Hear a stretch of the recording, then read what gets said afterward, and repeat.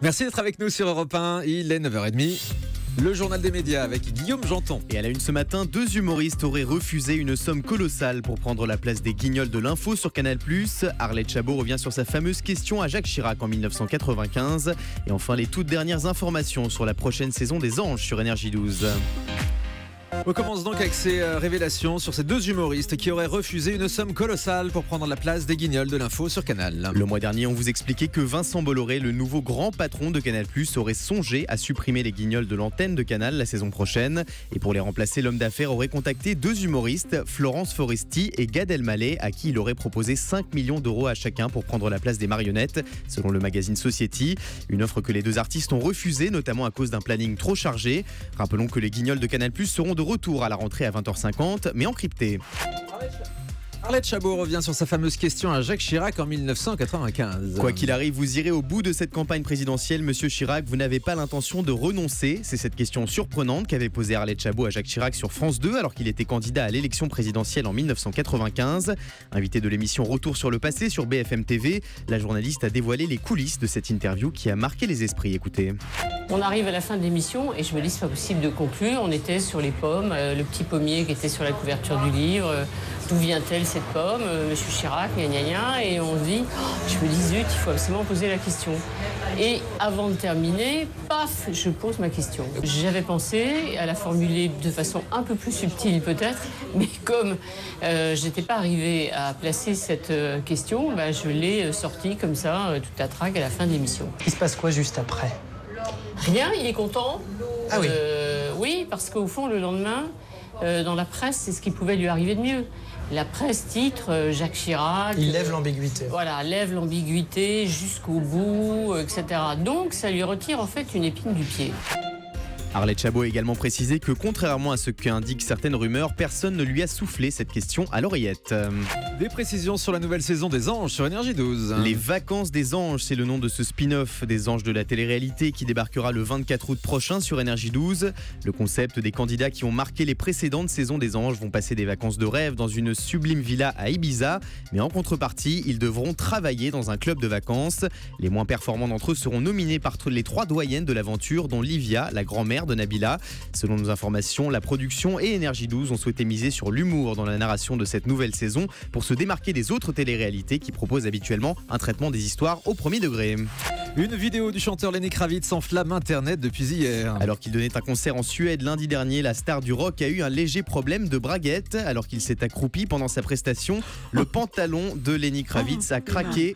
Problème, ce dernier ne portait pas de sous-vêtements. La foule a ainsi pu apercevoir les parties intimes de Lenny Kravitz pendant une demi-seconde.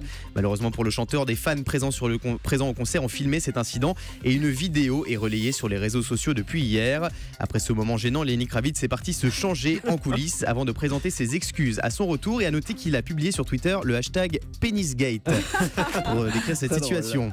Vous l'avez vu, Sophie, la photo de Lenny Kravitz ? Bien sûr que je l'ai vu, je loupe pas une. Mais c'est furtif quand même, faut faire un gros plan puis un arrêt sur image. C'est ce que vous avez fait, évidemment.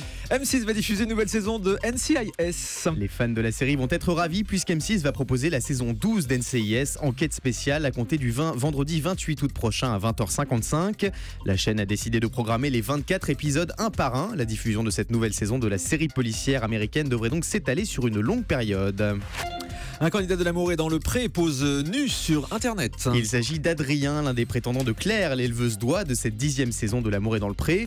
Connu pour son tempérament festif et son humour, Adrien a réservé une surprise à ses fans sur Facebook. Une photo de lui entièrement nu, de dos, devant la tour Eiffel avec le hashtag ADP, L'amour est dans le pré, écrit au marqueur sur son postérieur.